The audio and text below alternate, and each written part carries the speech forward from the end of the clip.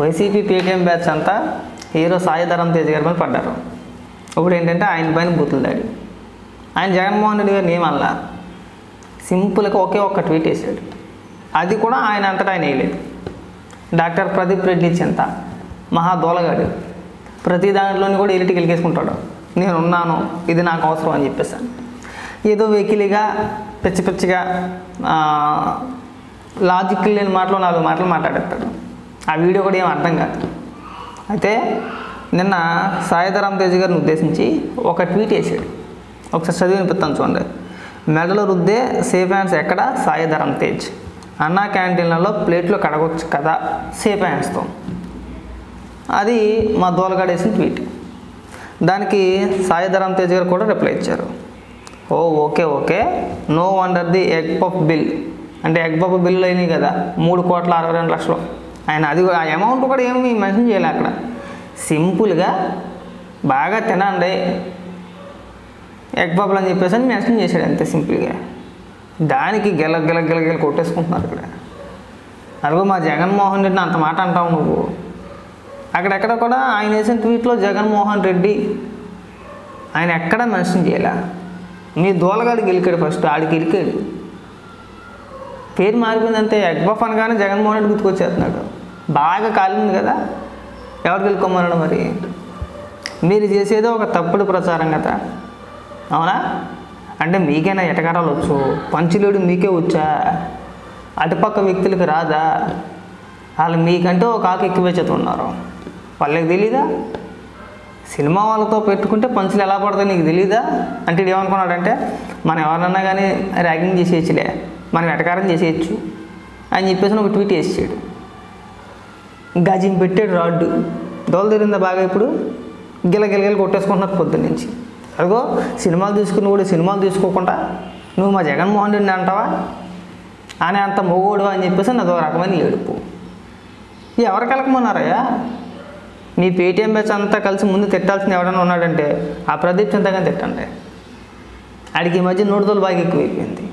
ఎవరిని పడతానికి వెళ్ళిపోవడం తీరమూసి ఏమన్నా అంటే కనుక ఇవి నన్ను ఎలా అన్నారో, మా జగన్మోహన్ రెడ్డిని ఎలా అన్నారని చెప్పేసి నాదో ఏడుపు. ఆడు ఇందాక ఒక వీడియో రిలీజ్ చేసాడు. సేఫ్ హ్యాండ్స్ అని చెప్పేసి ఆడేదో పిచ్చగా మాట్లాడాడు, సంబంధం లేకుండా మాట్లాడాడు. నిన్న నువ్వు ఏం ట్వీట్ చేసేవారంటే దానికి సంబంధించి మాట్లాడాలా. నిన్న అన్నా క్యాంటీన్ల పైన ఒక వీడియో రిలీజ్ చేశారు. అదొక తప్పుడు ప్రచారం అని అంటాం. ఎందుకంటే 5 రూపాయలకి అన్నం తింటున్నారు సంతోషించడం మానేసి దాన్ని ఎలా చెడగొట్టాలి, దానిపైన ఎలా విషం కక్కాలి, మాట్లాడితే అన్నీ మూసేయాలి, పేదోడు అన్నం తినకూడదు అనే ఉద్దేశంతో మీరు మాట్లాడుతుంటే ఇంక విష ప్రచారం కాకుండా ఇంకెలా ఉంటుంది? ఇంకేం మాట్లాడాలా? సరే, ఎప్పుడూ లేదు, ఈరోజే వచ్చింది వీడియో అంటే అది నిజం అనుకోను. కానీ మీరు డే 1 నుంచి అన్నా క్యాంటీన్లకి వ్యతిరేకంగానే ప్రచారం చేస్తున్నారు.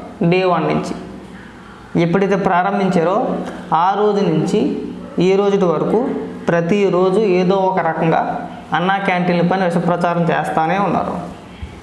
ఇది కూడా అందులో ఒక భాగమే.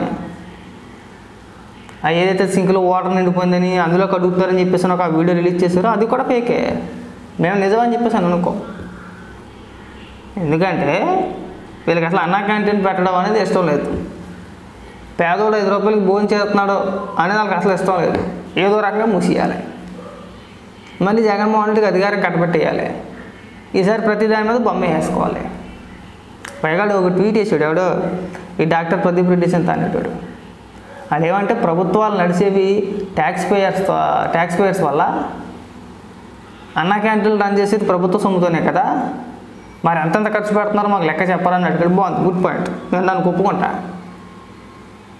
ప్రభుత్వాలు నడిచేది ట్యాక్స్ పేయర్స్ ద్వారానే, నేను ఒప్పుకుంటాను. దానికి ట్యాక్స్ పేయర్స్ కూడా ఒక భాగం, నేను కాదన్నట్లా. మరి జగన్మోహన్ రెడ్డి బొమ్మ ఎందుకు వేసుకున్నాడురా? పాస్బుక్ల పైన జగన్మోహన్ రెడ్డి బొమ్మ ఎందుకు వేసుకున్నాడు? సరిద్రాల పైన జగన్మోహన్ రెడ్డి బొమ్మ ఎందుకు వేసుకున్నాడు? బియ్యం సంచుల మీద జగన్మోహన్ రెడ్డి బొమ్మ వేసుకున్నాడు. నేను జగన్మోహన్ రెడ్డి బాబు గారి సొమ్మా, ఆ నాన్నగారి సొమ్మా? అప్పుడు తెలియదేమో ట్యాక్స్ పేయర్స్ అని చెప్పేసి అని. ఆయన నువ్వు ట్యాక్స్ పేయర్ కూడా కాదు. ఇక్కడ నీకు వచ్చిన సంపాదనలో కానీ నువ్వు సంపాదించుకున్న డబ్బులో కానీ ప్రభుత్వానికి ఎలాంటి ఆదాయం ఉండదు, ప్రభుత్వానికి ఎలాంటి ట్యాక్స్ నువ్వు పే చేయవు. ఇక్కడ నువ్వు అక్కడ ఎక్కడా సత్తావు నాకు తెలుసు, నువ్వు ఇక్కడ కట్టవు నాకు తెలుసు. మరి నీకేం రైట్స్ ఉన్నాయి నువ్వు ఇక్కడికి వచ్చి మొరగడానికి?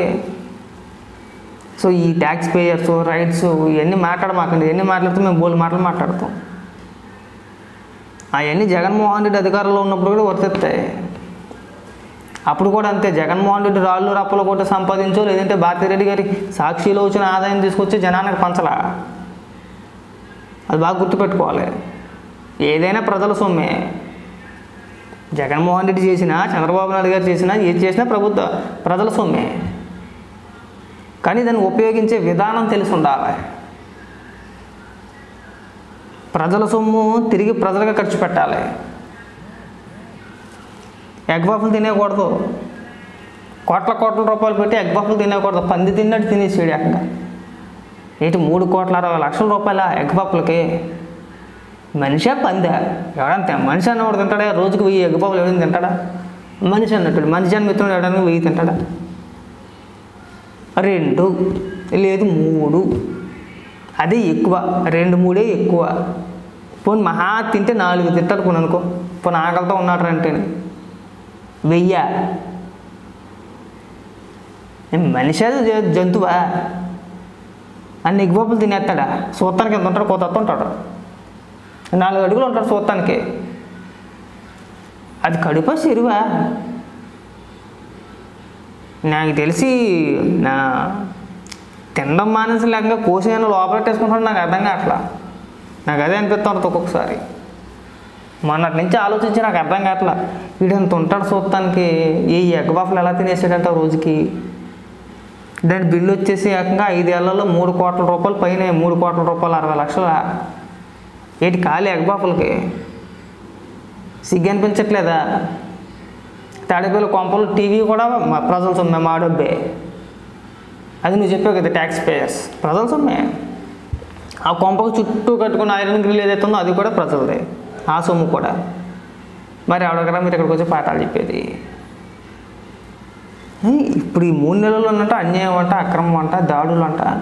గత 5 ఏళ్ల కాలం పాటు జరిగిన దాడులు, అన్యాయాలు, మానభంగాలు, మహిళలపైన దాడులు, ఏ రోజైనా సరే నీ నోటంట ఆ పదవి వచ్చిందా ప్రశ్నించావు ప్రభుత్వాన్ని? జగనన్న మన హయాంలో ఇలా జరుగుతుంది తప్పని చెప్పేసి సడన్గా వాళ్ళు గుర్తుకొచ్చేసిందా? ఎవరికైనా నువ్వు చెప్పేది పాఠాలా?